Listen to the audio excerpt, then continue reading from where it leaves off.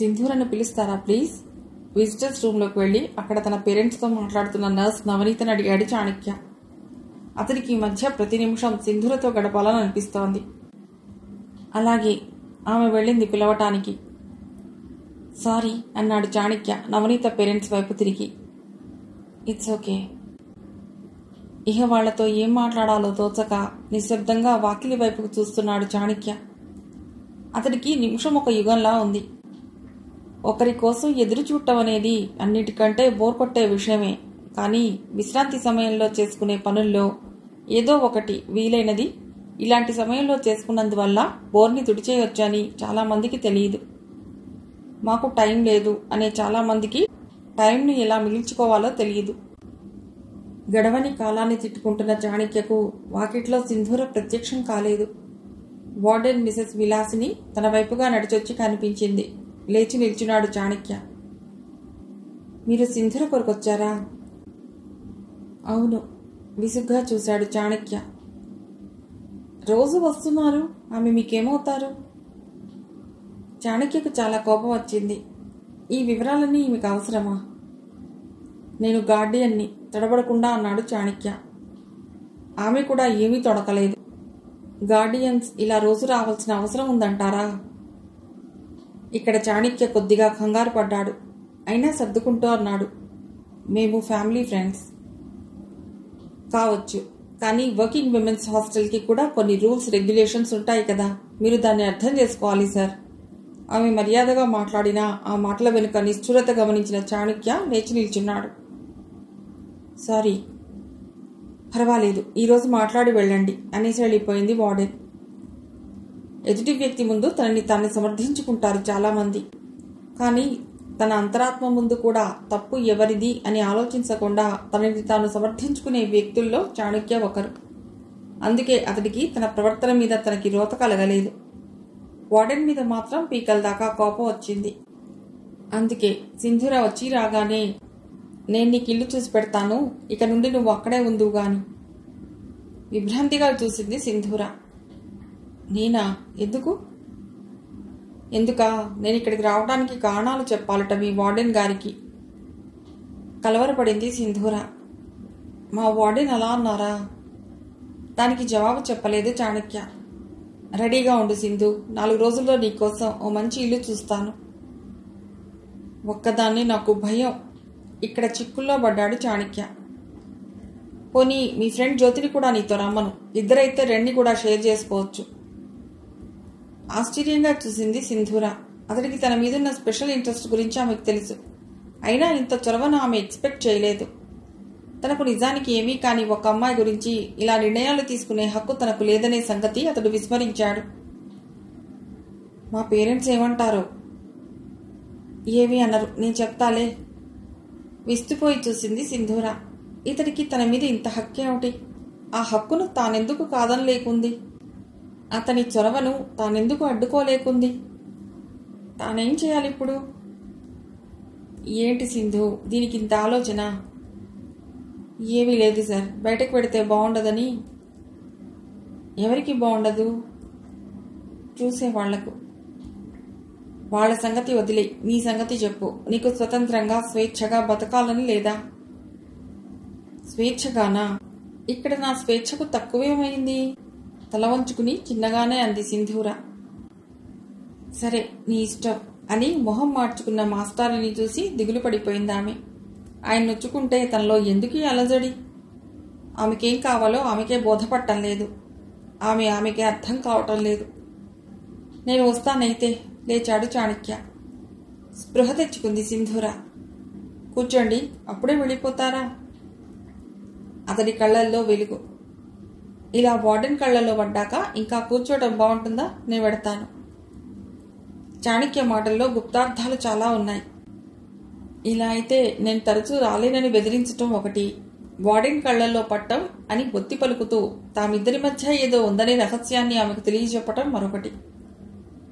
ఇవన్నీ సింధూరకు అర్థం కాకపోలేదు. మాస్టారికి తనకి మధ్య ఉన్న ఈ స్నేహం చాలా అనర్థాలకు దారితీస్తుందని ఆమెకు తెలుసు. ఈ స్నేహం నిలిచేది కాదని ఆమెకు తెలుసు. చాణక్యకు తన మీద ఎలాంటి దృష్టి ఉందో అర్థం చేసుకోలేనంత తెలివి తక్కువది కాదు సింధు. అయినా ఆమె తన మనస్సును అదుపులోకి తీసుకోలేకపోతోంది. ఆకర్షణ అనే మంటలో ఆమె ఇష్టంగా కాలిపోతోంది. సరే, మీ ఇష్టం. నేను జ్యోతిని అడుగుతాను నాతో ఉండమని. చాణక్య నిరాశకు ఊపిరొచ్చినట్లయింది. అతడి కళ్ళు మెరిసిపోయాయి. అతడి ఆనందం చూసి సింధు ఆనందపడింది. కానీ వారం రోజుల తర్వాత తన ఇంటికి కాస్త దూరంలో ఒక ఇల్లు మాట్లాడి అడ్వాన్స్ ఇచ్చేసి సంతోషంగా ఆ విషయం చెప్పడానికి వచ్చిన చాణక్య వైపు దిగాలుగా చూసింది సింధు. జ్యోతి రానంటుంది. ఇంటికి రెంట్ ఎక్స్ట్రా కదా, నేను భరించలేను అంటోంది. ఆ మాత్రానికే చాణక్య నిరాశపడలేదు. పోనీలే, ప్రపోజల్ తెచ్చింది నేను కదా, నేను మొత్తం రెంట్ పే చేస్తాను అన్నాడు హై స్పిరిట్తో. సింధు ముఖం మలినమైంది. మాస్టర్ అతనికి ఎన్నో కానుకలు ఇచ్చాడు. సంబరంగా తీసుకుంది. ఇది అలాంటి కానుకేనా? కాదు. అతడు ఒక ఇల్లు తీసుకుని తనని అందులో ఉంచడం అంటే ఏమిటి అర్థం? అంటే అంటే తన స్థానం స్నేహం పరిధి నుండి దిగజారిపోతోందా? తన మీద తనకే రోత కలిగిన క్షణం అది సింధూరకు. అయినా ఆమె అతడిని ఎందుకు కాదనలేకపోతోంది? యవ్వనపు తొలి అడుగులో ఆమెకు ఎదురైన ఆకర్షణ అతడు. ఆ వేడిలో ఆమె సులభంలా మాడిపోవటానికే ఇష్టపడుతోంది. ఎంత విచిత్రం! ఆమె అవును అనలేదు, కాదు అని అనలేదు. ఏది అనకముందే లేచాడు చాణక్య. ఆమె అభ్యంతరాన్ని అతడు వినదలుచుకోలేదు. సరే సింధు, రెడీగా ఉండు. ఎల్లుండి 1వ తారీఖునాడే జాయిన్ అయిపోదాం అనేసి వేగంగా వెళ్ళిపోయాడు. నాతో రావే ప్లీజ్. చాలాసేపటి నుండి స్నేహితురాల్ని బతిమాలుతోంది సింధూరా. ఏమిటై బలవంతం? నాకు ఇక్కడే బాగుంది. బాదరబందీ లేని జీవితం. రేపు పెళ్ళైతే ఇల్లు, మొగుడు, పిల్లలు, ఆ చాకరీ ఎలాగూ తప్పవు. నేను రాను. ప్లీజ్ ప్లీజ్ జ్యోతి, నీకక్కడ భారంగా అనిపిస్తే అప్పుడు వచ్చేద్దువు గాని ప్లీజ్ రావా. నాకు ఒక్కదానికే బయట ఉండాలంటే భయంగా ఉంది. నిశితంగా చూసింది జ్యోతి. అసలు నువ్వు బయటకెందుకు వెళ్ళాలి? క్షణం జవాబు చెప్పలేకపోయింది సింధు. ఆ తర్వాత తప్పనిసరి చిన్నగా అంది. ఇక్కడ ఉంటే చాణక్య మాస్టర్ని వార్డెన్ రానివ్వనందిట. ఆయన ఎందుకు రావాలసలు? తీక్షణంగా అంది జ్యోతి.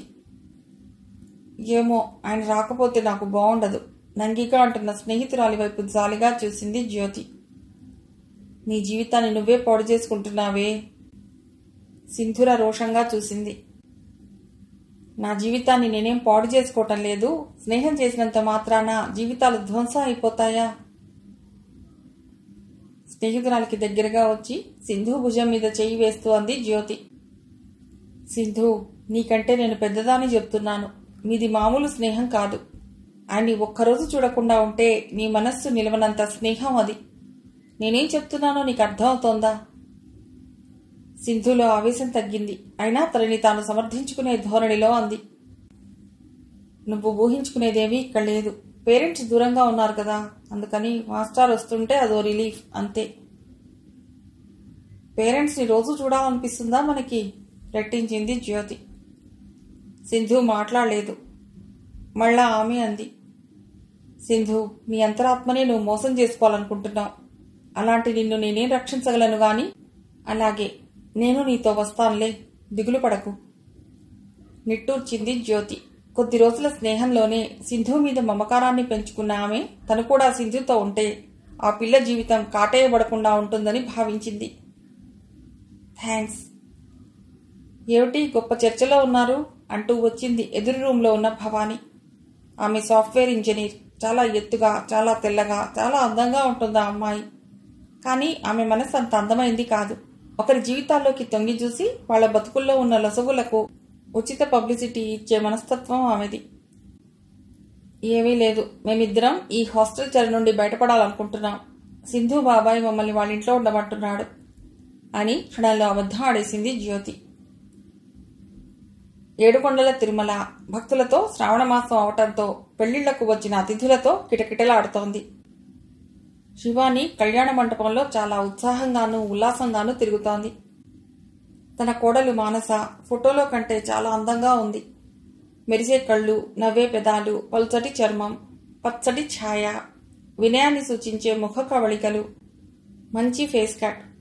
కోడల్ని గంటల తరబడి అలాగే చూడాలని అనిపిస్తోంది శివానీకి. ఆ అమ్మాయి మనస్సు కూడా ఇంత సౌందర్యంగా ఉంటే నీరజ్ అదృష్టవంతుడవుతాడు అనుకుందామే. పెళ్లి కూతురు చాలా బాగుంది అని అందరూ అనుకుంటుంటే ఆమెలో అదో గర్వం. నిజానికి పుట్టినప్పుడు పెళ్ళప్పుడే అందానికి ప్రథమ స్థానం. నిజమైన అందాన్ని ఇచ్చేది మంచి మనస్తత్వం. పిల్లల తరపు వాళ్ళు మండపంలో హడావిడిగా అటు ఇటు తిరుగుతున్నారు. వదినా, వాళ్లకు పద్ధతులు తెలిసినట్లు లేదు. ఒక వస్తువు ఉంటే మరొకటి లేదు. చాణక్య చెల్లెలు వసుంధర వచ్చి శివాని పక్కన కూర్చుంటూ అంది. ఊరు కాని ఊరు కదా వసు, ఇలాంటివి జరుగుతూ ఉంటాయి అని సర్దేసింది శివాని. ఆ అమ్మాయి ఎవరు దినా? చాలా అందంగా ఉంది. ఆడబిడ్డ చూపిన వైపుకు తల తిప్పి చూసింది శివాని. అక్కడ ఒక వరుసలో ఒద్దిగ్గా కూర్చునుంది సింధు. ఆ పక్కన తన భర్త. మనస్సున ఏమూలో ముళ్ళుగుచ్చుకున్న వ్యధ. ఛీ, ఇంత సంకుచితమైనదా తను? మనస్సును విదిలించుకుని మీ అన్నయ్య కొలి ముక్తసరిగా అనేసి మాట మార్చింది. మంగళసూత్రాలు నీ చేతిలో ఉన్నాయి కదా? లేవదినా, పూజారికి ఎప్పుడో ఇచ్చేశాను. ఉండు, నీరజ్ చేతికి కొంత డబ్బు ఇవ్వాలి. అన్నయ్యని అడిగి ఇచ్చొస్తాను. వసుంధర వెళ్ళిపోయింది. కన్నార్పకుండా పెళ్లితందు చూస్తోంది శివాని. జీలకర్ర, బెల్లం, పాణిగ్రహణం, 3 ముళ్ళు, తలంబ్రాలు, పొంగుముడి, తొలి రాత్రి పాలు, ఇవన్నీ అపరిచితులైన వాళ్ళిద్దరినీ దగ్గర చేయటానికి సంఘంలో ఏర్పరిచిన తంతులు. లేకపోతే ఒక్కరోజులో ఇంత గాఢమైన బంధం అదెలా సాధ్యం? మొన్నటి వరకు ఇల్లు పట్టకుండా బంధువులు, స్నేహితులు. ఇప్పుడు ఇల్లు బోసిపోయింది. నెల రోజుల నుండి లావణ్య ఇక్కడే ఉంది. పెళ్లికి ముందు ఊపిరి సులపని పనులు, పెళ్ళయ్యాక తీరిక లేకుండా తిరుగుళ్ళు, పెళ్లి కూతురు తెచ్చిన సారె పంచటాలు. మానస 16 రోజుల పండక్కి పుట్టింటికెళ్ళింది. లావణ్య కూడా అత్తగారు కోప్పడతారని వెళ్ళిపోయింది. పిన్ని, నేను వెడతాను, హరిణి సంకోచంగా అంది. నువ్వు కూడా వెళ్తావా హరి? దిగులుగా అంటున్న శివానిని చూసి ప్రయాణం ఆపుకుంది హరిణి. ఆమె శివాని అక్క కూతురు. శివానికి పుట్టింటి తరపు వాళ్ళు చాలామంది చనిపోయినా ఇంకా చాలామంది మిగిలిన్నారు. అందరిలో కన్నా శివానికి ప్రీతిపాత్రురాలు హరిణి. చాణక్య తరపుది చాలా చిన్న కుటుంబం. అతడు, అతడి చెల్లెలు మాత్రమే. తల్లి, తండ్రి పెళ్లైన కొత్తలోనే చనిపోయారు. శివానికి ఫ్రెండ్స్ చాలామంది ఉన్నారు. అందులో మనసుకి దగ్గరైన వాళ్ళు రవళి, సూర్యముఖి, లాలస. పెళ్లికి ఒకరోజు ముందు వచ్చి ప్రధాన పనులలో శివానికి సహాయం చేసింది వాళ్లే. పెళ్లి నుండి వచ్చాక ఎవరెవరికి ఏం బట్టలు పెట్టాలి, ఎవరెవరికి ఎన్ని స్వీట్లు పంచాలి అని అడిగి శివానికి సాయం చేసింది వాళ్లే. చాణక్య స్టాఫ్లో బాలు, సింధు మాత్రమే పెళ్లికొచ్చారు. మానసతో నీరజ్ అత్తారింటికి వెళ్లాడు. రేపొస్తాడు. ఎల్లుండే వాళ్ల ప్రయాణం. హరిణి నయం, బాధపడితే ఆగిపోయింది. ప్రతిమాలిన ప్రయాణాన్ని పోస్ట్పోన్ చేసుకోలేదు నీరజ్. హరిణి వెళ్ళాక మళ్ళా ఇంట్లో తామిద్దరే. ఇది నగ్న సత్యం. చివరకు మిగిలేది భార్యాభర్తలే. కానీ ఈ మధ్య తన భర్త సింధూరింటికి తీసుకొస్తున్నాడు. బాలు అన్నయ్యను కూడా ఇంటికి పిలిచి పేకాట ప్రోగ్రాం పెడుతున్నాడు. సింధుతో అతడి స్నేహం మామూలు స్నేహంలా అనిపించడం లేదు. ఆట పేరుతో అమ్మాయిని స్పృశిస్తున్నాడు. వాళ్ళ ఆటలో తను ఒక ఆట వస్తువు కాదు కదా. ఆమె గుండె వణికింది. తను ఊహించేది నిజమా, లేక తను తన భర్తను అపార్థం చేసుకుంటున్నదా? తెలుసుకుంటాడు కదా అని తను ఇదివరకటిలా కాకుండా ముభావంగా ఉంటోంది.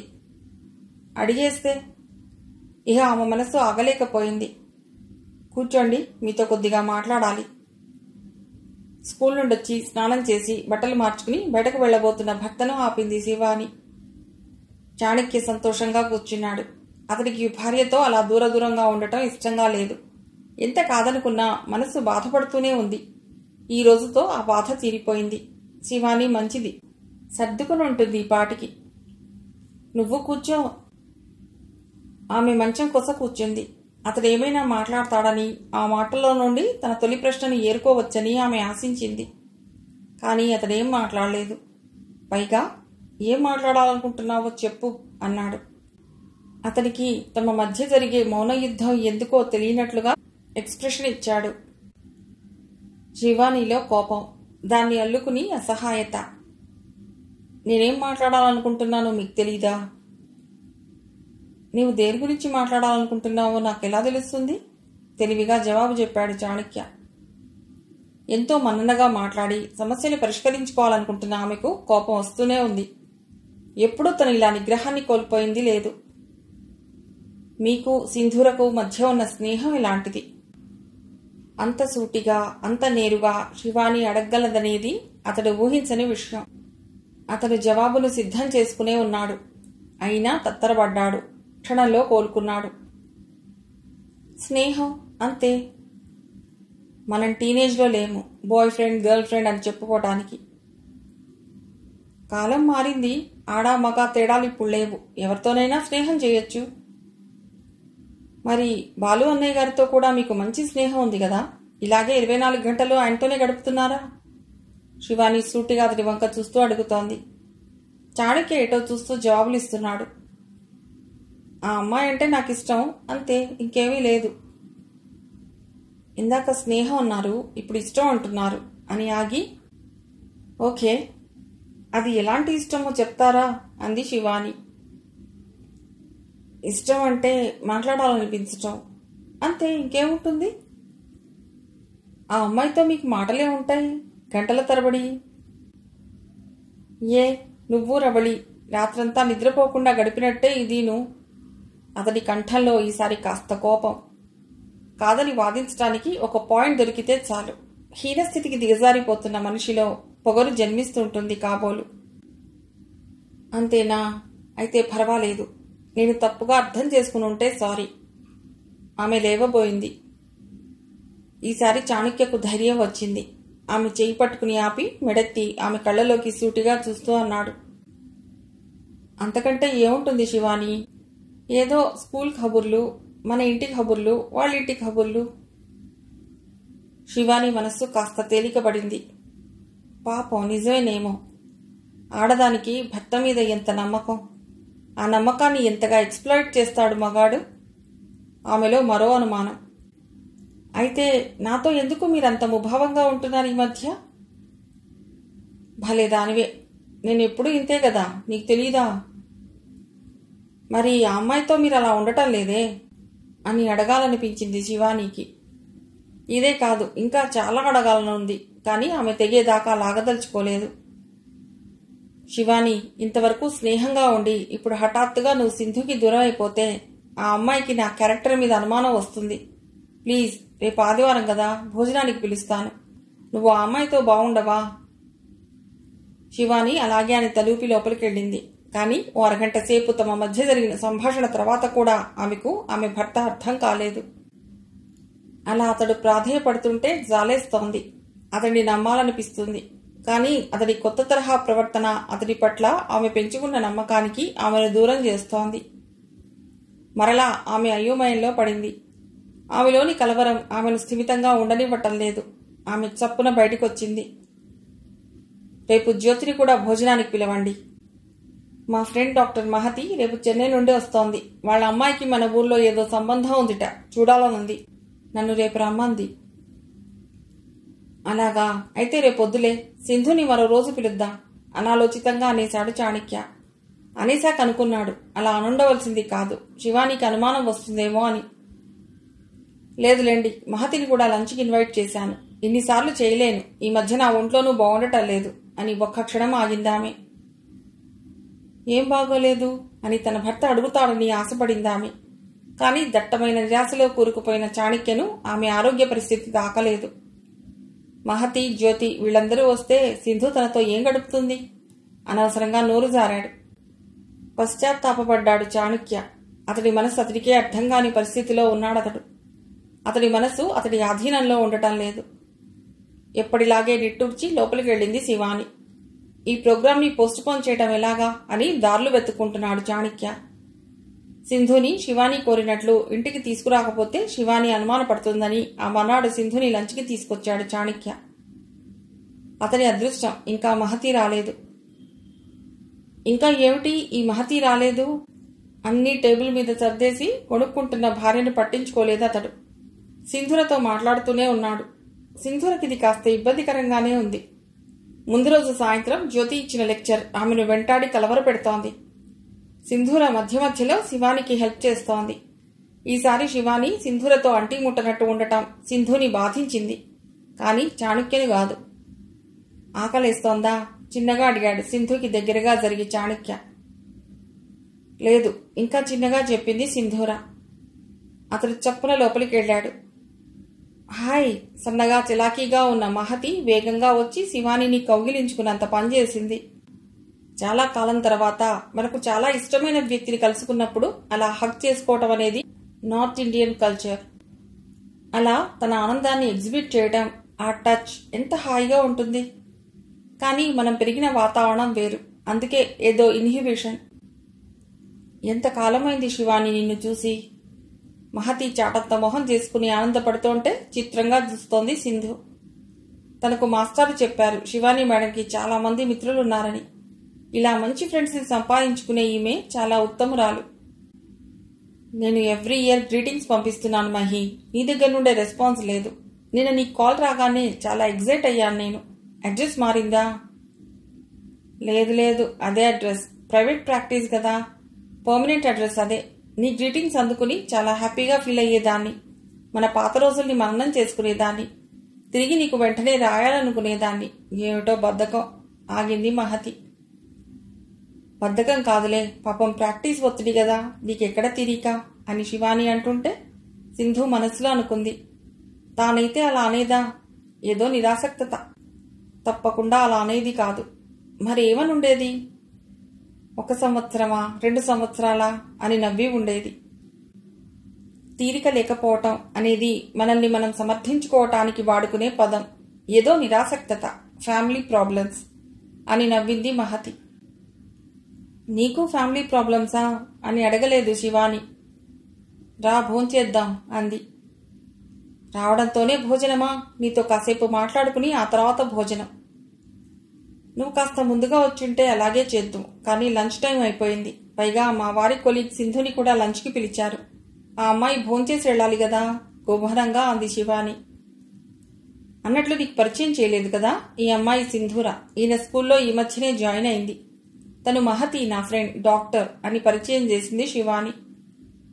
అన్నట్లు మీ వారేరి అడిగింది మహతి నమస్కారాలయ్యాక. మహతి రావడం లేట్ అవటంతో నిలవలేక సింధూర కోసం ఫ్రిడ్జ్ తెరిచి థమ్సప్ గ్లాసులో పోసుకుని పట్టుకొస్తున్న చాణక్య అక్కడ మహతిని చూసి వేగంగా 2 అడుగులు వేసి బాగున్నారా అన్నాడు. మహతిని ఆమె పెళ్లిలో చూశాడతడు. బాగున్నాను, మీరు అనవసరంగా హంగామా పెట్టుకున్నట్టున్నారు అంది మహతి థమ్సప్ గ్లాస్ అందుకుంటూ. చాణక్య మొహంలో మార్పును గమనిస్తోంది శివాని. క్షణం డిసప్పాయింట్ అయిన చాణక్య సర్దుకున్నాడు. భలే వారే, ఇక్కడేముందని హంగామా? ఆలస్యం చేయకుండా శివాని లోపలికెళ్లి మరో గ్లాస్ థమ్సప్ తెచ్చి సింధుకిచ్చి మీకు తెమ్మంటారా అంది శివాని. ఇప్పుడొద్దు, భోంచేసేటప్పుడు తీసుకుంటాను అన్నాడు చాణక్య. ఇప్పుడేం చేస్తున్నావు? ఉండండి తెస్తాను అంటూ మరో 2 గ్లాసులతో వచ్చింది శివాని. మేం వడ్డించుకుంటాం గాని నువ్వు కూర్చో శివ, సరదాగా హాస్టల్లో భోజనం చేసినట్టు చేద్దాం అని స్నేహితురాలి చేయి పట్టి తన పక్కన కూర్చోబెట్టుకుంది మహతి. మహతి పక్కన సింధు. నువ్వు కూర్చో, కూల్ వాటర్ నేను తెస్తాలే అని మంచీళ్లు పెట్టేశానని శివాని అంటున్నా వినిపించుకోకుండా శివాని పక్క సీట్లో నుండి లేచి లోపలికి వెళ్లి వాటర్ బాటిల్తో వచ్చి శివానికి, మహతికి, ఆఖర్న సింధుకి పోసి సింధుర పక్కనే ఉన్న చైర్లో క్యాజువల్గా కూర్చున్నట్లుగా కూర్చున్నాడు చాణక్య. అరే, మీ ప్లేట్ ఇక్కడుంది అంది శివాని. అవునా, పర్వాలేదులే, అదిలా ఇవ్వు అని మలినమైన ముఖంతో శివాని అందిస్తున్న ప్లేట్ని వంగి అందుకున్నాడు చాణక్య. చెప్పవే, ఇప్పుడు చెప్పు, ఏమిటి నీ జాబ్ ఎలా ఉంది అని అడుగుతున్న మహతి ప్రశ్నతో తనని తాను సంభాళించుకుని జవాబిచ్చింది శివాని. ఎక్కడా, చిన్నపిల్లలతో కుదరలేదు, పిల్లలు పుట్టగానే మానేశాను. ఇలాంటి సమయాల్లో శివాని అంటే చాలా ప్రేమ పుట్టుకొస్తుంది చాణక్యకు. భర్తను ఇలా కాపాడటానికే అబద్ధాల కోర్లుగా మారుతున్నారు భార్యలు. మానేశావా? ఒక రకంగా మంచి పని చేశావులే. ఉద్యోగం చేసే ఆడదానికి సుఖం లేదు. అదేమిటి కొత్త సిద్ధాంతాలు పాస్ చేస్తున్నావు? నీ ప్రాక్టీస్ కొత్తలో నాకు ఈ డిగ్రీ లేకపోతే నేనేమైపోదునా అనేదానివి కదా. ఆశ్చర్యపోతోంది శివాని.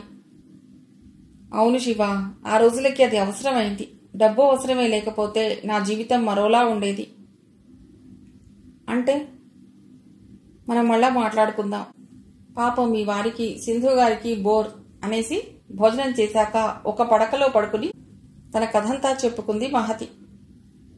చూడు శివ, మా చెల్లెలు వర్క్ చేయదు, మా వదిన కూడా వర్కింగ్ విమెన్ కాదు. వాళ్ల సుఖం నాకు లేదు. నిజమేలే, ఓ పక్క ప్రాక్టీస్, మరో పక్క ఇంటి పని. కాదు, శరీరాన్ని ఎంతైనా శ్రమ పెట్టుకోవచ్చు, కానీ నాకు స్వేచ్ఛ లేదు.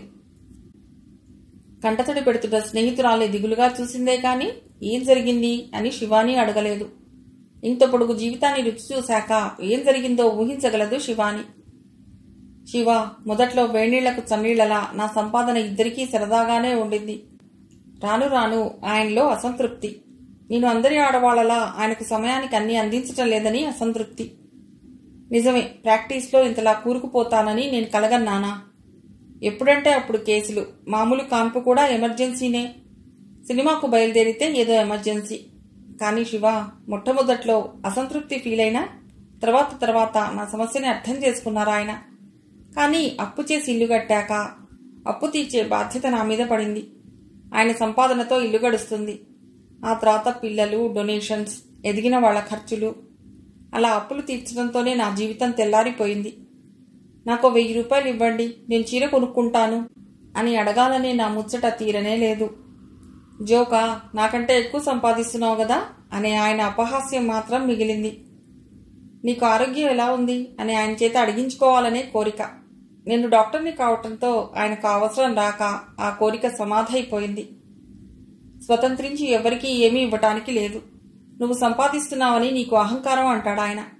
మా ఫ్రెండ్ లతకు బాగోలేదు, 2000 ఇవ్వండి పాపం, డాక్టర్కి చూపిస్తాను అనే మా చెల్లెలు ఎంత అదృష్టవంతురాలు అని అసూయపడే దశలో ఉన్నాను నేను. మా అన్నయ్య జేబులో నుండి మా వదిన స్వతంత్రంగా 400 రూపాయలు తీసుకోగలదు. ఆ స్వతంత్రం కూడా నాకు లేదు. నువ్వు సంపాదించేదంతా ఏం చేస్తున్నావు, ఇంకా అప్పులు తీరుతూనే ఉన్నాయా అనే వ్యంగ్యబాణాలు నాకు లభించే బహుమతులు. మౌనంగా వింటోంది శివాని. ఆయన నా కన్సల్టేషన్ ఛాంబర్లోకి ఎప్పుడైనా వచ్చినప్పుడు నేను ఏ రిప్రజెంటేటివ్తోనో ఫ్రీగా మాట్లాడుతుంటే ఆయన మొహం కుంచుకుపోయేది. దాన్ని గమనించిన నేను చాలా పొడిగా వాళ్లతో వ్యవహరించవలసి రావటం ఎంత బాధాకరమో ఆలోచించు. ఆఫ్కోర్స్ ఇప్పుడు వదిలేశారులే. ఇలా మహతి చెప్తోంటే శివాని ఆలోచిస్తోంది. తన జీవితంలోని కొన్ని ఘట్టాల్ని వెనక్కి తిరిగి నెమరవేసుకుంటోంది.